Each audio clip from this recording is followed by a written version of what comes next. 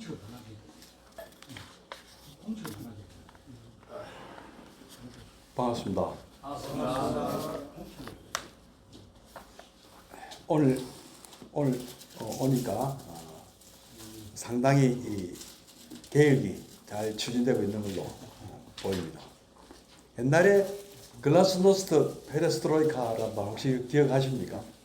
소련이 망하고 개방과 개혁해서 막 그때 한때 참 전 세계적으로 개혁 바람이 분 적이 있습니다. 하여튼 뭔가 좀 변해야 돼요. 안 변하면은 참 이렇게 썩는 것 같아요. 물도 고여 있으면은 썩는다는 말이 있습니다. 물론 그 앞에 회장님께서도 참 많은 노고가 있으셨고 또 훌륭한 업적을 또 남기셨습니다. 지켜내는 것만 또 훌륭한 업적이에요. 이 모임을 크게 번성을 시키면 더 좋겠지만 참 지켜내는 것도 쉽지가 않습니다. 우리나라 이 불교가 우리나라에 들어온 지 2000년이 다 돼가지 않습니까? 2000년 동안 이렇게 유지해 온 것만 해도 우리 참 오늘날 사는 제 개인적으로 볼 때도 참 기적입니다. 기적에 가깝습니다. 어느 한 지역의 불교가 이렇게 오래 남아있는 경우가 잘 없습니다. 아시다시피 불교 국가라고 불리는 발상지부터 한번 보겠습니다. 인도에 지금 불교가 사실상 없잖아요. 아주 극히 일부 뭐 얼마 안 되는 그것도 요 근래에 무슨 카스트 제도 때문에 생겼던 그런 불교 부활 운동이 있어서 아주 하층 계급 사람들이 브라만교를 버리고 불교로 개종을 했습니다. 그분들이 없었다면 거의 뭐 절호에 가깝습니다. 인도에서 불교는요. 그리고 또 중국은 또 어떻습니까? 중국도 우리보다 먼저 불교를 받아들였지만 자기들 주장대로 의하면은 그건 중국 쪽 얘기지만 중국 불교도 사실상 지금은 거의 뭐 명맥만 유지하고 있습니다. 티베트 불교는 또 어떻습니까? 티베트는 아예 중국에서 하나의 독립국가로 인정하지도 않고 그러나 또 묘하게도 아이러니라는 말도 좀 이렇게 영어지만은 좀 묘하게도 티베트 불교가 중국에 흡수되는 통에 세계화됐어요. 탄압을 받다 보니까 오히려 세계화됐는데 어쨌든 티베트 불교도 역시 참 일부 참 명맥만 유지하고 있는 것. 물론 세계화돼서 많은 사람들이 티베트 불교에 대한 그 어떤 호기심과 또 그 깊이, 그 학문적 깊이, 그다음에 그 사람들의 어떤 뭐 보리도차 제론 이런 것도 많이 알려주고 있습니다만은 역시 좀 한계점이 있고 제가 지금 말씀드리는 거는 살아남아 있는 얼마나 오랫동안 살아남아 있는가를 말씀드리는 건데요. 동남아 불교도 뭐 좀 뒤늦게 받았지만 거기도 아주 원형을 유지하고 명맥을 유지하고 있습니다. 우리나라는 어떻습니까? 약 2000년 전에 가야 인도에서 왔다고 하는 허황옥 공주가 불교를 가져왔을 것이다라고 하는 좀 추정이죠. 이게 물적 증거가 없고요. 그게 과연 어떤 불교인가도 좀 모릅니다. 그리고 정확하게 잘 몰라요. 그래서 그럴 것이다 하고 보지만 확실하진 않고 공식적으로는 제가 누차 말씀드렸는데 중국 전진의 북연 황제 때 우리나라 고구려의 소스리만 때 약 300년대에 들어왔다. 이게 공식 기록이잖아요. 근데 그거는 공식이고 비공식적으로는 이미 그 전에 들어왔다고 봐야 되거든요. 그래서 거의 2000년, 2000년이 해도 되겠습니다. 이어져 내려오다가 이 불교에는 국교라는 개념이 사실 없습니다. 부처님 당시에도 그런 한번 시도를 있었어요. 부처님 당시에도 마가다 왕국의 빈비사라 왕이 한번 부처님께 권했습니다. 내가 볼 때 지금 여러 가지 인도 당시에 여러 가지 로가야타라든지 무슨 아비지카라든지 그다음에 각종 자이나교라든지 수많은 이 종교 세력들이 있었지만 자기가 볼 때는 불교가 그 중에서 제일 낫더라. 그 빈비사라 왕이 볼 때는 잘 봤지만은 잘 봤죠. 그죠? 못 본 건 아니죠. 잘 봤죠. 잘 봤는데 그걸 부처님한테 권해요. 아예 다른 사람들 다 쫓아내고 다른 종교들은 저 사람들은 도움 안 되니까 부처님 불교 교단만 제가 놓으려는 생각을 갖고 있습니다. 그러니까 부처님이 절대 안 됩니다. 지금 대한민국에 뭐 불교만 남겨놓고 기독교고 천주교고 뭐 다 쫓아낸다. 여러분은 어떻습니까? 여러분 그러면 좋겠습니까? 안 좋겠습니까? 부처님이 왜 반대하셨겠어요? 정치의 도움을 받으면은요, 정치에서 없어질 수도 있습니다. 그래서 중국 불교 역사에 제가 지금 벌써 쭉 이어져 오는데 중국만큼 이 종교가 정치에 영향을 많이 받는 나라가 없었어요. 유사 이래로. 이런 정도까지 어떤 정치가 종교 위에 있는 경우가 중국이 아주 극단적인 경우입니다. 다른 나라는 어떻습니까? 인도는 종교가 정치 위에 있었습니다. 문화 자체가. 건드리지 않아요. 정치가 종교계를 건드릴 수가 없습니다. 그리고 서양은 어떻습니까? 서구 세계는. 기독교 건드릴 수 있습니까? 물론 이제 그 다툼도 있었죠. 뭐 아비뇽 유수라든지 우리 세계사 배울 때 막 나와요. 막 여러 가지 그 교황과 황제들의 어떤 알력 다툼 싸움 많았지만은 그래도 지금까지도 어떻습니까? 그 또 대우집을 받고 있는 느낌을 안 받습니까? 여러분 교황이 그래 부대접 받고 있는 건 아니잖아요. 정치 세력들에 의해서 그죠? 그만큼 그리고 이슬람 쪽은 어떻습니까? 더하죠. 이란은 아예 신정 국가입니다. 신정 국가라는 말은 종교가 정치까지 하고 있다는 얘기예요. 재정일치 사회예요. 이란 같은 경우는. 사우디는 조금 다릅니다. 사우디는 왕정 국가예요. 그래서 어쨌든 이런 나라들도 사실상 그렇지만 왕정 국가를 하면서도 어떻게 보면 신정 국가에 가까운 모습을 보여요. 우리한테는. 별로 뭐 차별을 모르겠습니다. 왕이 있는가 없는가 차이 정도지 잘 모를 정도예요. 그러나 우리나라 그 동양은 특히 종교보다는 정치가 훨씬 더 위에 있습니다. 그래서 시다로 칭신을 한다고 합니다. 칭신. 황제 앞에 황제나 왕한테 가서 이 스님들이 신하라고 자칭을 한다는 거죠. 이게 약간 동아시아 문화입니다. 어디 교황이 프랑스 왕이나 독일 황제한테 신하라 했습니까? 있을 수가 없는 일이거든요. 그러니까 생각 자체가 문화 자체가 너무도 다릅니다. 그래서 이거는 우리는 중국의 영향을 받아서 우리나라에서도 왕은 스님은 이 신라시대도 그랬고 고구려 때도 그렇고 고려시대도 그렇고 조선시대는 말할 것도 없고요. 임금님 옆에 가면은 소신이 이렇게 얘기해요. 소승 이렇게 할 수 있지만 신하라고 얘기해요. 그래 벼슬도 받고요. 벼슬 받았습니다. 임금님한테. 거창하게 이름이 아무리 거창하게 붙어도 신하의 그걸 벼슬을 받는 거예요. 대각국사 어천도 그랬고 서산대사도 마찬가지예요. 삼도 동섭인가 받았잖아요. 그러니까 의병을 일으켜서 저 왜군을 물리쳐 달라고 임금님한테 직함을 받잖아요. 서산대사가. 그죠? 정열입에 난 때 하마터면 서산대사도 죽을 뻔했습니다. 죽음의 위기에 도달했다가 풀려났거든요. 풀려나고 임금님이 서산대사의 죄가 없음을 인정하고 또 왜군이 쳐들어오니까 서산대사를 불러서 지금 나라가 누란의 위기에 놓여 있으니까 스님들을 동원해서 좀 막아달라. 의병을 일으켜달라. 하고 부탁을 했어요. 그러면서 서리사 등도 달아줬죠. 계급장 딱 붙여주고. 그래서 나이가 서산대사는 연세가 많으셔가지고 누구를 좀 시켰습니까? 예? 사명당, 송운대사, 유정대사라고도 하고요. 실질적으로는 사명당이 다 지휘를 했습니다. 그 밑에서 서산대사 밑에서 이제 투스타 달고 하신 셈이죠. 말하자면 우리 그거를 따지자면은 그런 정도였습니다. 그런데 이게 이게 가능한 일이 아닙니다. 사실은요. 우리나라에서만 가능한 일이에요.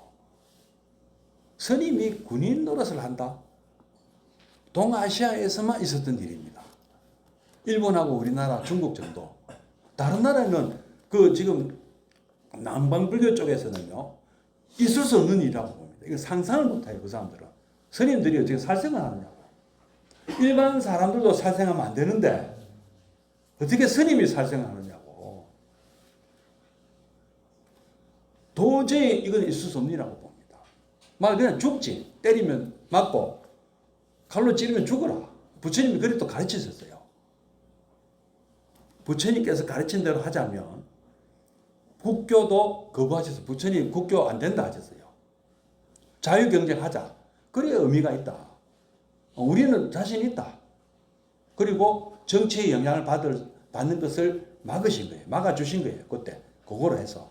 뭐 여기서는 안 통했지만, 동아시아 와서는 안 통했지만, 그 다음에 또 절대 저항을 하지 말라고 하셨어요. 전쟁 이런 거 어림도 없는 일입니다. 팔정도에 딱 위배되는, 정업이 위배되는 일이에요. 이거는 큰일 납니다. 이거는 부처님의 가르침에 의하면 그렇습니다. 근데 왜 이게 동아시아에서는, 특히 우리나라에서는 이 소위 말하는 호구 불교가 가능한 일이 되었겠느냐 하는 얘기죠. 어째서 그게 가능해졌을까? 한번 생각해 볼 문제죠. 그만큼 우리나라가 고난을 많이 겪었습니다. 이웃의 강대국에 의해서 우리나라 전 모든 사람들이 하마터면 다 죽거나 노예로 끌려갈 가능성이, 그런 위기가 많이 있었잖아요. 그 중에 가장 큰 것이 임진왜란만 큰 게 아니었어요. 더 큰 전쟁이 있었습니다. 그 앞에. 몽골, 그렇죠. 대몽골 항쟁 30년 동안 했어요.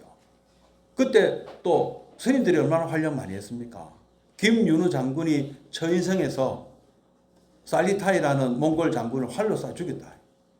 근데 뭐 일설에는 1대1로 이렇게 활을 쏴서 직접 죽인 게 아니고, 김윤우 스님입니다. 김윤우 스님이 이끄는, 나중에 이제 환속을 하세요. 이 공로를 해가지고 나라에서 또 계급장도 달아주가지고 장군으로 직접, 이거 뭐 너무 전쟁이 오래 가니까 성제 입장에서는 자기가 이제 싸울 수가 없어서 환속을 하셨어요. 그래서 이름이 김윤호로 우리에게 알려지고 있습니다. 불명은 제가 생각이 안 나는데요. 그래서 이분이 나중에는 환송해서 정식으로 나라에서 직함을 받고 한 2스타나 1스타 달고 전쟁을 하시는데, 이분이, 그러니까 처인성이라는 곳은 굉장히 못 사는 사람들, 그러니까 요즘으로 치면은, 그 당시로 치면은 노예 계급에 가까운 사람들이 사는 부락이래요. 지금은 처인구가, 용인에 가면 처인구가 굉장히 크지만 그때만 해도 아주 하층민들이 사는 부락이었다고 합니다.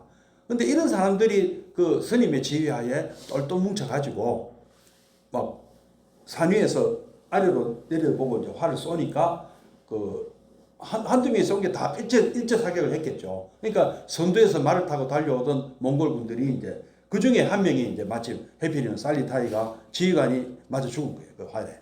그래서 이제 몽골군은 지휘하는 장수가 죽으면 철군하는 또 어떤 전통이 있다고 합니다. 나머지가 싸우는 게 아니고 철수를 해버린대요. 약간 유목민다운 그런 어떤 기습전, 전격전 이런 전투 방식이기 때문에 눌러 앉질 않습니다. 그래서 딱 붙어버렸는데, 이런 전쟁, 더 큰 전쟁이었고, 그때도 성군들이 큰 역할을 했습니다. 거의 나라가 거들날 지경이었고, 실제 결국에는 우리가 나라를 뺏긴 거 아닙니까? 항복했잖아요. 몽골에. 그죠? 그러나 너무도 잘 싸웠기 때문에 쿠빌라이가 고려의 항복은 특별 대접을 해줬습니다. 풍습을 남겨줬다. 몽골이 직할령으로 하지 않고 고려는 자치령으로 부마국가로 존속시켜줬습니다. 너무너무 잘 싸웠기 때문에 그런 거예요. 왜 우리 민족이 살아남은 거예요. 그래서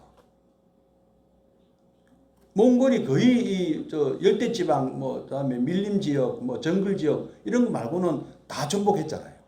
베트남은 정복 못했어요. 정글 때문에.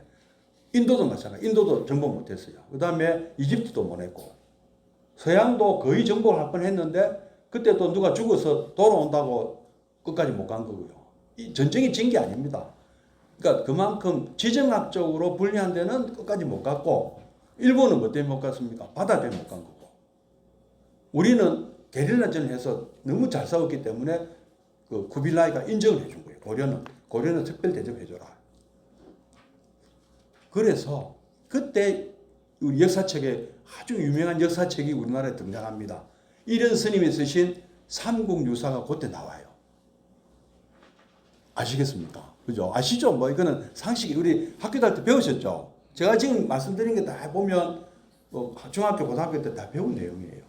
기억은 좀 아리아리하지만 다 배운 내용이고 삼국유사 이때 나왔고요. 삼국유사 이때 등장한 유명한 신화가 있습니다.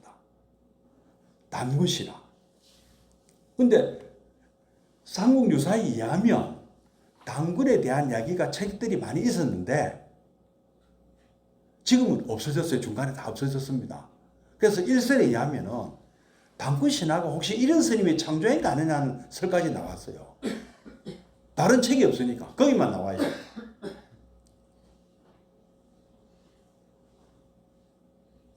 그러니까 이거는 어떤 사람들이 그렇게 주장하겠습니까? 일본 학자들이나 중국 학자들은 단군신화 이런 거 없어 하는 거예요. 없으면 좋겠지 자기들은. 근데 우리는 있으면 좋겠는데 없어요. 딱 그거 거기밖에 안 나오니까. 그러면 그때가 언제면 1200년대 아닙니까? 그럼 단군신화는 몇 년 전 얘기입니까?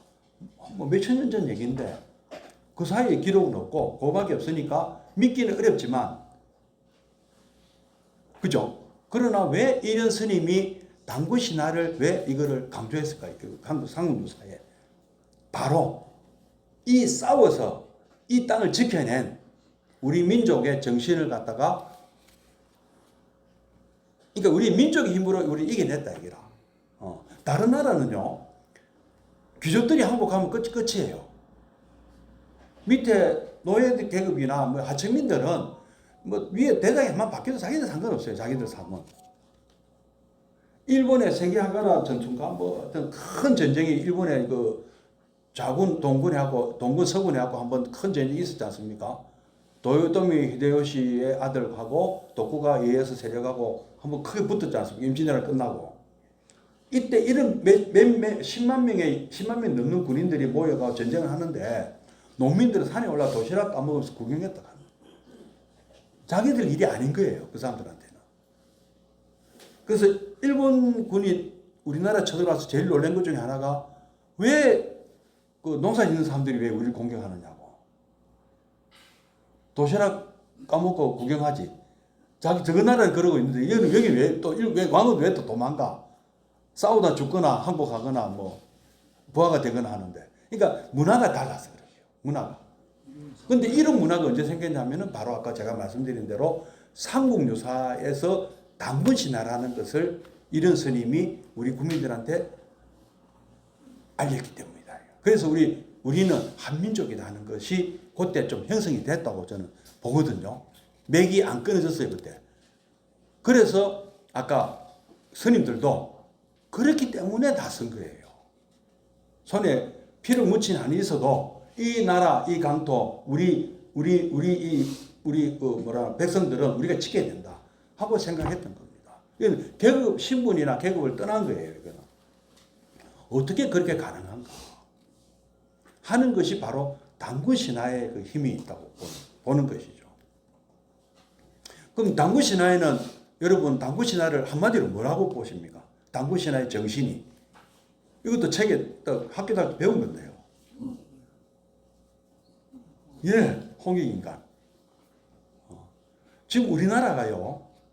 지금 이 시점에 홍익인간은 너무너무 돋보입니다. 제가 볼 때는. 지금 이 세계에서 제일 강한 나라가 미국 아닙니까? 미국이 홍익인간이라는 정신이 있습니까?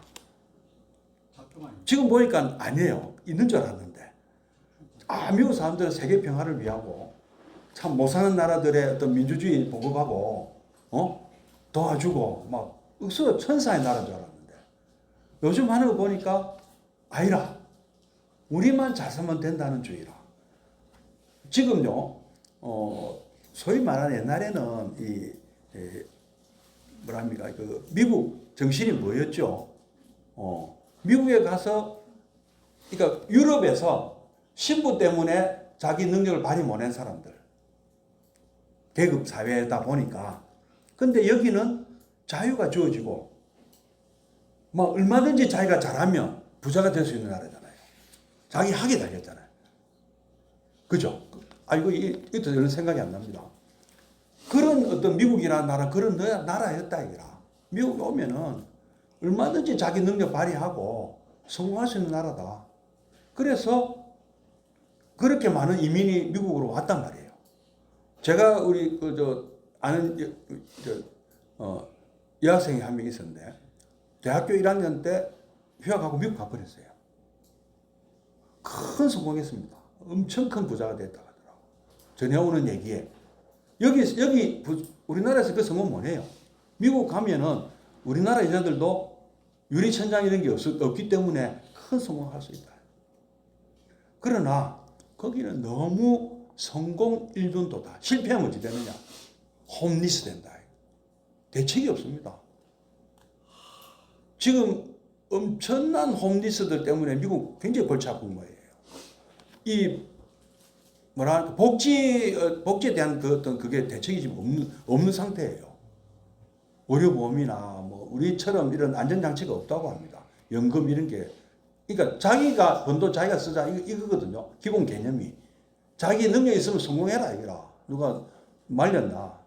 근데 대신에 자기가 쓰고 아주 내곡한 거예요. 성공하는 사람은 얼마든지 성공해도 되는데 실패한 사람에 대한 그거는 가차가 없다. 그래서 홍익인간이 아닌 거죠. 그렇지 않습니까? 그다음에 중국은 어떻습니까?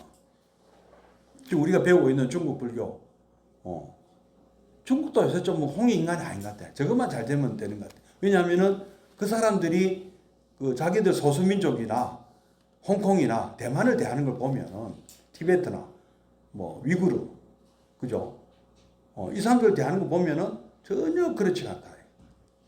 대장 노릇만 하려고 그런다. 대장 노릇만 하는 정도가 아니에요. 아예 소수민족 말살 정책까지 하는 것처럼 보입니다. 심지어는. 예.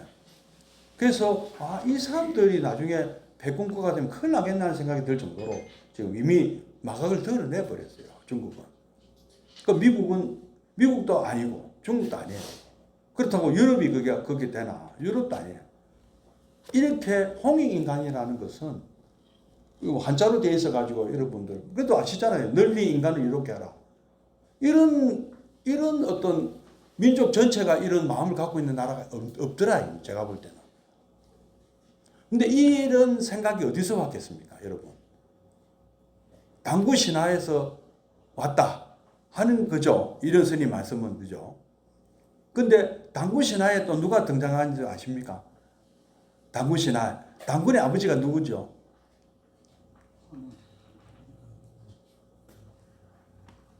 환웅. 환웅의 아버지는 족보 환인. 환인이 누구예요? 혹시 아세요? 환인. 많이 들어봤는데 제석천. 예, 하느님이에요. 하느님.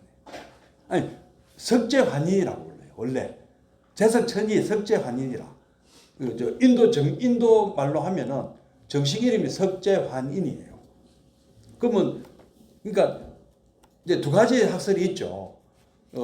이런 스님이 저 용어를 하느님이라는 용어를 석재환인이라고 거기서 따서 붙였다 할 수 볼 수 있는 겁니다. 원래부터 우리 조상님들은 하늘을 토템으로 삼았거든요. 하늘. 이 초원지대에 사는 사람들은요, 하늘이 토템이에요. 왜? 너무 넓기 때문에 제일 무서운 게 하늘이에요. 이 토템이에요, 토템.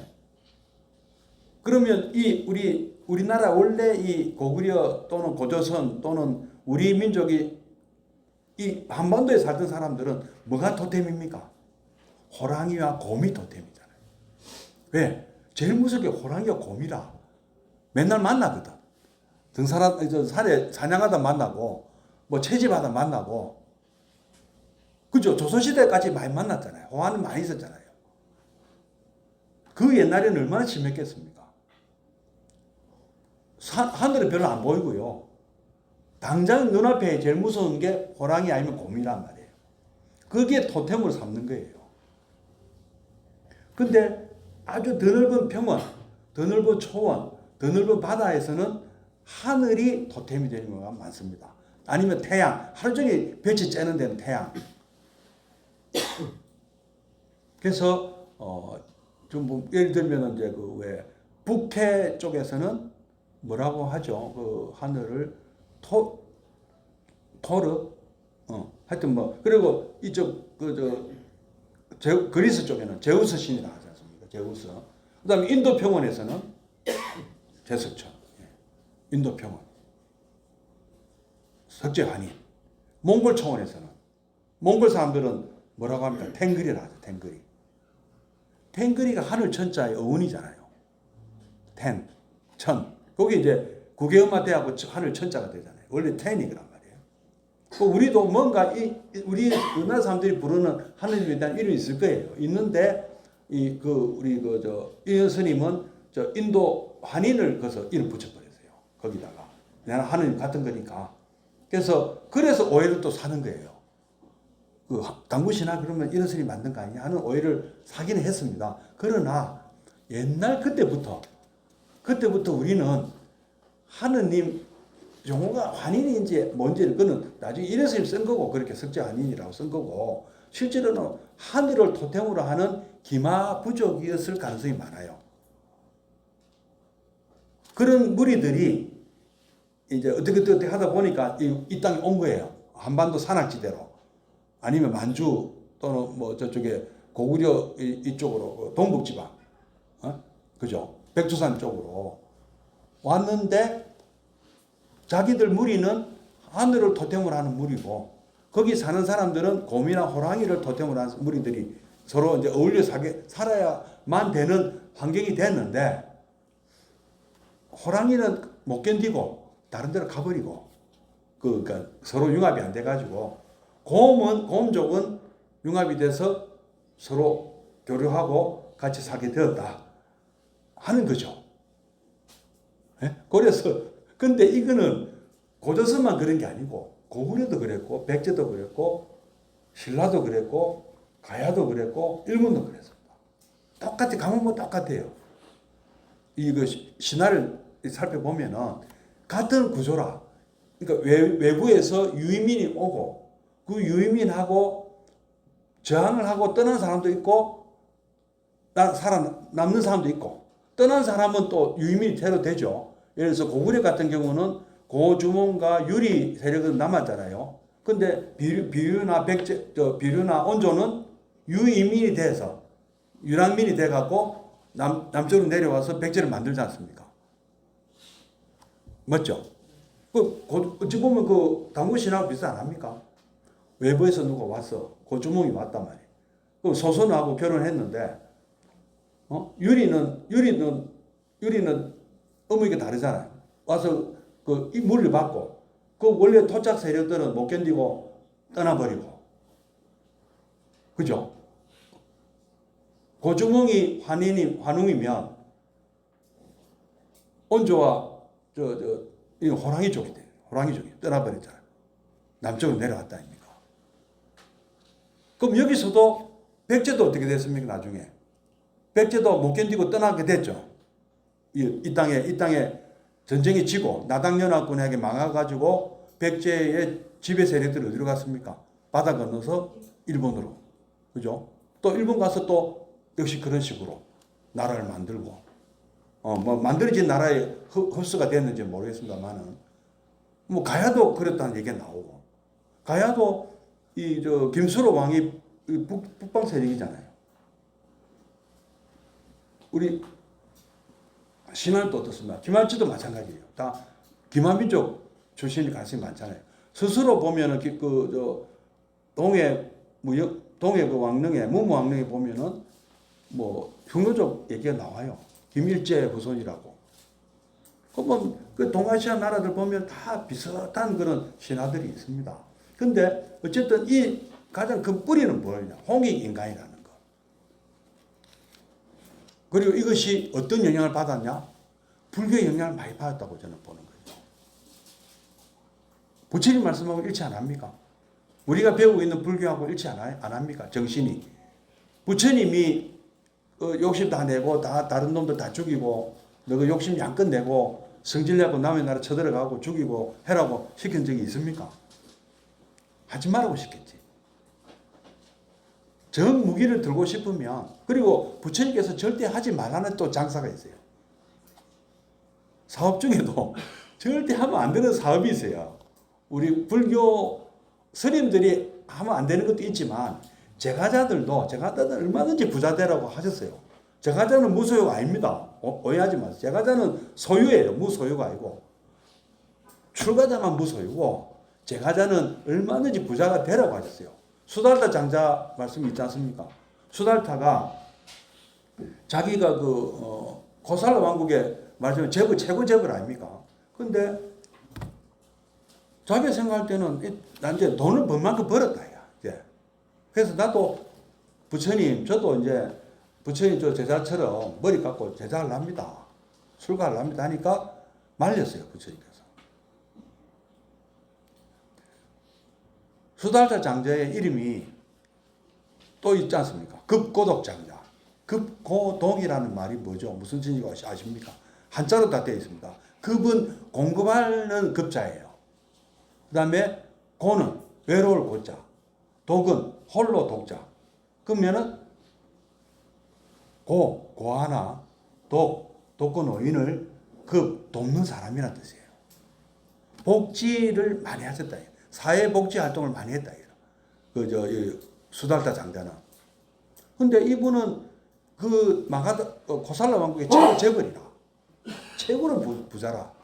이거 삼성쯤 돼요, 우리나라로 치면. 그런 부자가 부처님 저는 이제 돈 벌만큼 벌었고 이제 막 출가하면 어떻겠습니까 하니까 부처님이 그대는 계속 돈 벌어서 그 좋은 일을 계속 하세요. 그게 당신의 역할입니다. 그래도 됩니다. 그래도 됩니다. 그렇게 사는 게 더 바람직합니다. 좀 투덜거리기도 했대요. 그래서 수달타 장자는 왜 나는 출가 안 시켜주냐. 근데 부처님께서 권하는데 그렇게 하라고 계속 그게 당신의 역할이고 더 훌륭하다고 하셨단 말이에요. 여기서 우리가 이제 대승불교의 어떤 뿌리를 보는 거예요. 출가해서 수행해서 아란이 되는 길도 있지만, 예?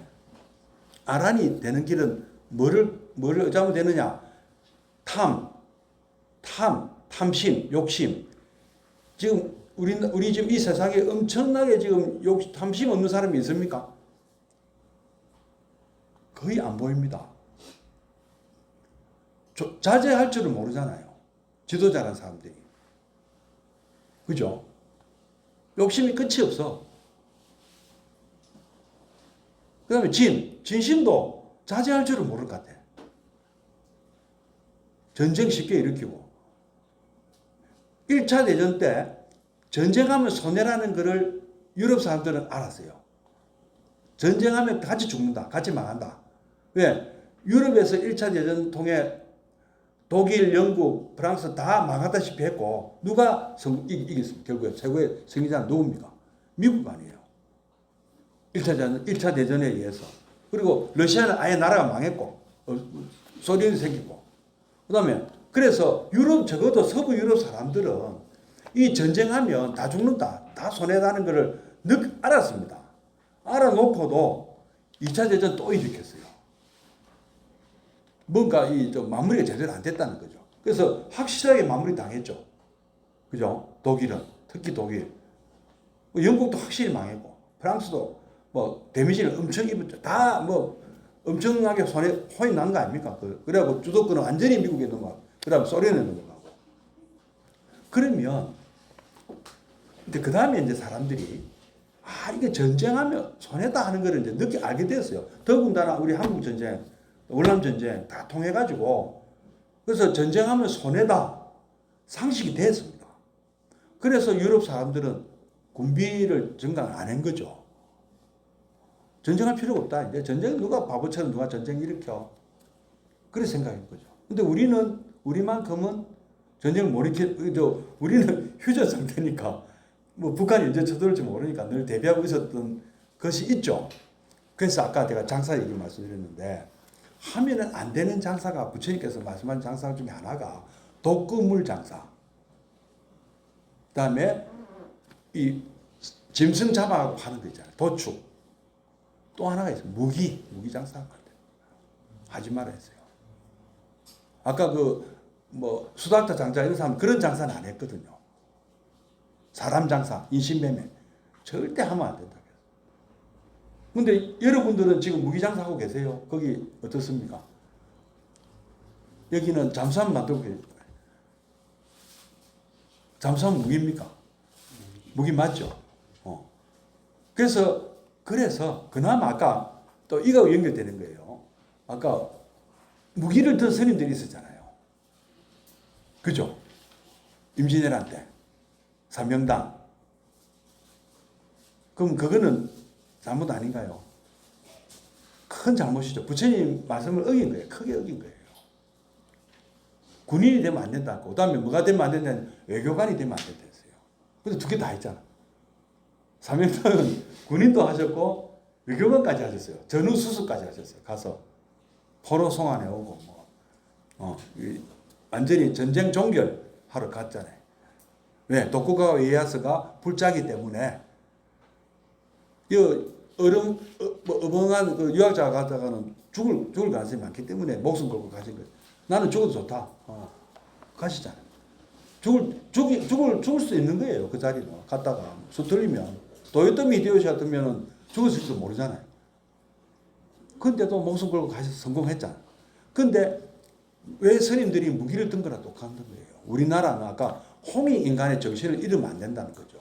무기를 팔더라도 전쟁을 막기 위한 무기는 방어용 무기. 우리나라가 우리가 만드는 잠수함은 전쟁을 막기 위한 공격형 잠수함이 아니고, 그죠? 지금 캐나다에 판다 하더라도 그거는 러시아를 막기 위해서 만드는 거잖아요. 캐나다는 자기 수역이 넓다 보니까 해안선이 너무 넓어가지고 잠수함이 6대 최소한 6대 필요하잖아요. 캐나다는. 근데 지금 현재 쓰고 있는 거는 이제 못쓸 적이 됐다. 그러면 새로 지어야 되는데 어떻게 짓느냐. 이런 거는 괜찮다. 캐나다가 어디 남의 나라 쳐들어갈 건 아닌 거고. 그죠? 그렇지 않습니까? 그 다음에 우리가 또 만드는 무기라는 거는 또 되겠다 보면 지키기 위해서 만드는 무기예요.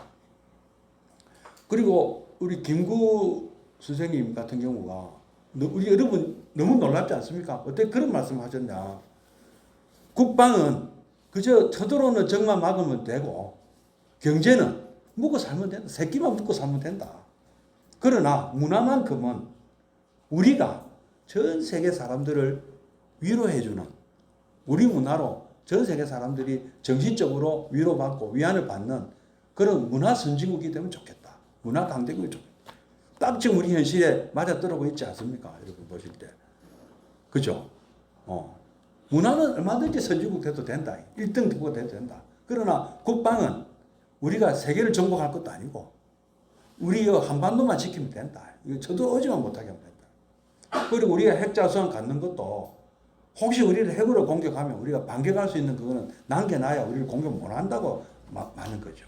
누구를 공격하기 위해서가 아니다. 우리가 짓고 우리가 만들고 수출하는 무기도 그래서 이번에 천만다행으로 우크라이나에 공격형 무기 수출 안 한 것만 일단 무기 자체를 수출 안 한 것에도 너무나 잘했다는 생각이 들고요. 그 다음에 걸프 GCC 회원들한테 우리가 무기 파는 것도 천궁이라는 거 판 것도 그다음에 폴란드에 K9, K2 판 것도 다 방어용이다. 우리가 공격 목적으로 한 건 아니다 하는 거죠. 그래서 지금 너무도 이런 상황들이 이 화엄경에서 얘기하는 것과 일치가 되거든요. 화엄사상.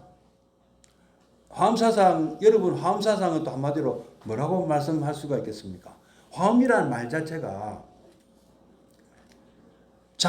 잡화음식의 준말이거든요.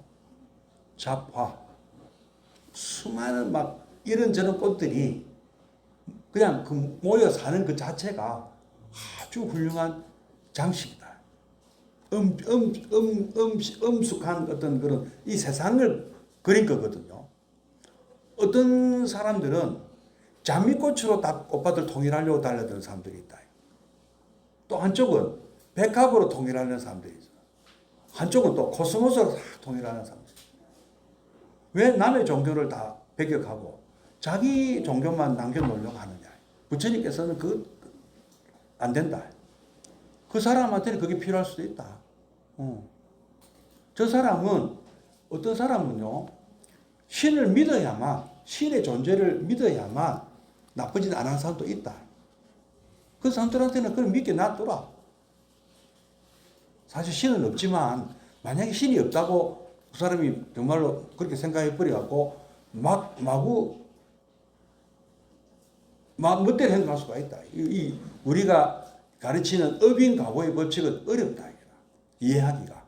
인연법이나 연기법은 이해하기가 어렵기 때문에 단순 무식한 사람한테는 너 나중에 막 지옥 가 하는 것이 효과적이다.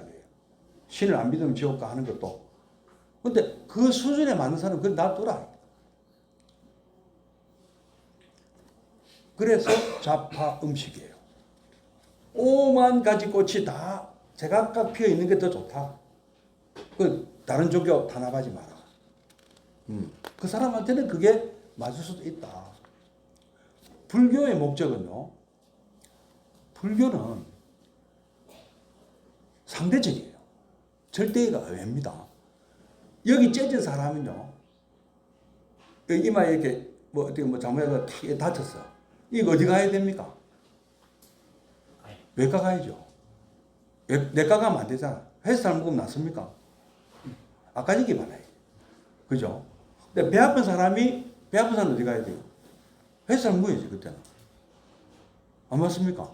사람부터 살리는 게 우선이에요, 우리 불교는. 헬스살이 최고의 약이다. 아스피린이 최고의 약이다. 이거 먹으라. 이게 아니라는 거죠. 그러나 우리가 최고의 약인 건 우리는 최고의 약의 자부심을 갖고 있지만 그게 맞는 사람한테는 그렇게 해라. 놔두라. 억지로 하지 마라. 억지로.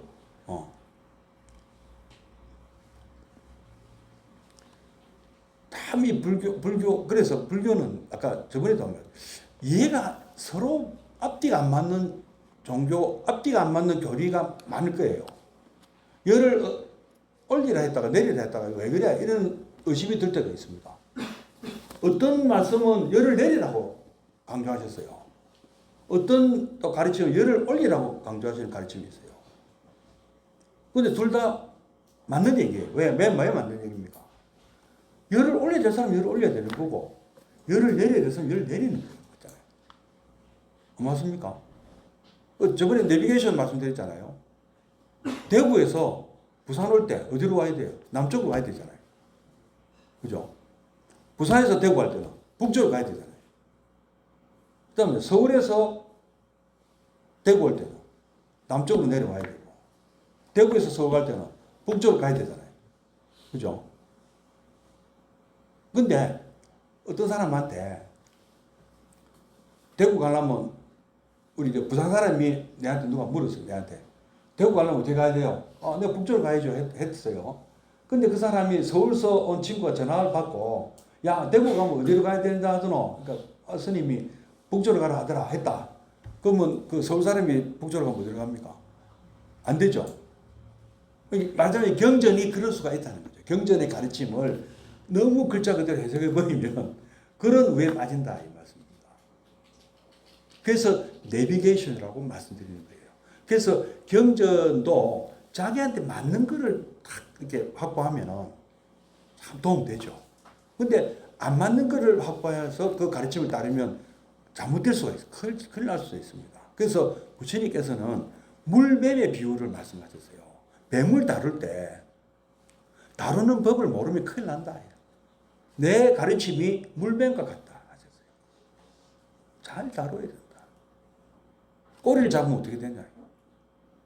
큰일 나면 물린다. 뱀꾼이 물뱀 잡을 때 어디 잡느냐? 탁 머리를 눌러야 된다. 그죠?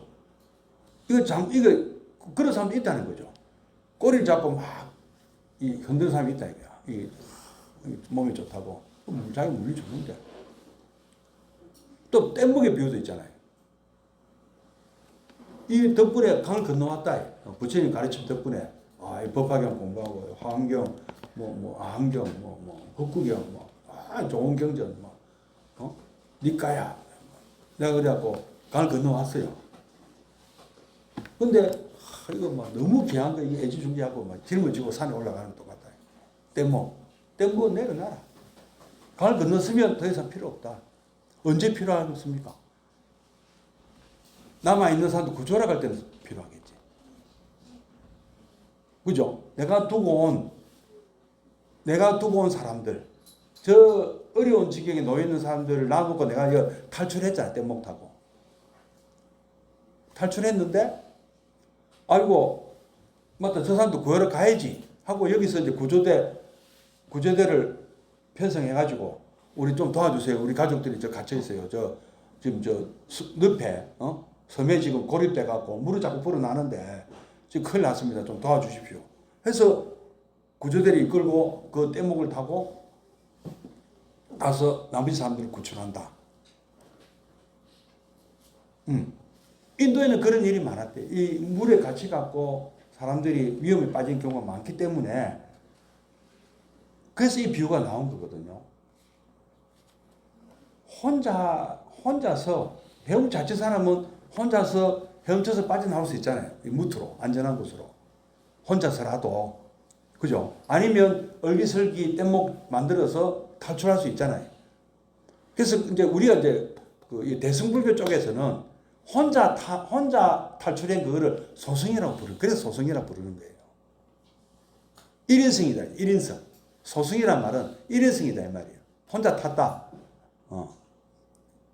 그래서 탈출했다. 그럼 그 다음에 해야 될 일은 뭐냐? 룰루랄라고 가는 게 아니고 더 큰 뗏목을 만들어서 여기 이제 자재도 많고 사람도 많을 거 아니에요. 그럼 사람도 불러서 자재도 만들고 해서 큰 배를 만들어서 지금 일단 급해서 나 혼자 빠져나왔는데 저기 지금 내 가족들이 있다. 내 친구들이 있다. 우리 동기들이 단합 때 MT 왔는데 지금 가치가 있습니다. 구해 주십시오. 하고 구조대를 갖고 그 뗏목을 만들어서 아니면 구조보트를 헬기를 부르든 뭘 해갖고 가서 거기 있는 사람들을 구출한다. 이 개념이 대승이라는 개념입니다. 그래서 많은 사람이 탄다 해서 대승이라 부릅니다. 이해가 되십니까? 그 내가 구출할 능력을 갖추는 것을 뭐라고 부르냐면 국영열반일 수가 있는 거고, 그 다음에 내가 가서 저는 구조를 했다. 저는 구조했다. 그래서 무사히 거기서 다 지금 이쪽 언덕으로 왔다. 이쪽 언덕으로. 차 안에서 피안으로 다 왔다. 아재, 바라아재, 바라성아재 다 했다. 그 상태를 뭐라 부르냐면은 안욕따라 삼명 삼복이다. 다 행복해졌다. 모두가 구원받았다. 모두가 행복한 세상이 되었다. 뭘로? 부처님 법으로. 바냐바라밀. 바냐바라밀로. 그렇게 나오지 않습니까?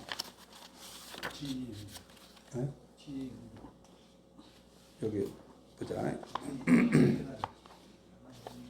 반야신경 몇 페이지 나옵니까?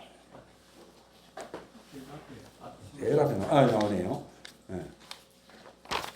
자, 거기 보면 보리살타 보살들은 의 바냐바라밀다라는 것이 이쪽 언덕에서 저쪽 언덕으로 가는 걸 얘기하는 건데, 이 바냐바라밀을 통해서 저쪽 마음에 장애가 없고 마음에 장애 없으므로 공포가 없고, 그리고 잘못된 전도몽상에서 멀리 벗어나고 국경열반을 얻고, 삼세 제불은 삼세 모든 부처님들은 똑같이 바냐바라밀다고로 뭘 얻는다? 안녕 따라 삼면 삼보리를 얻는다.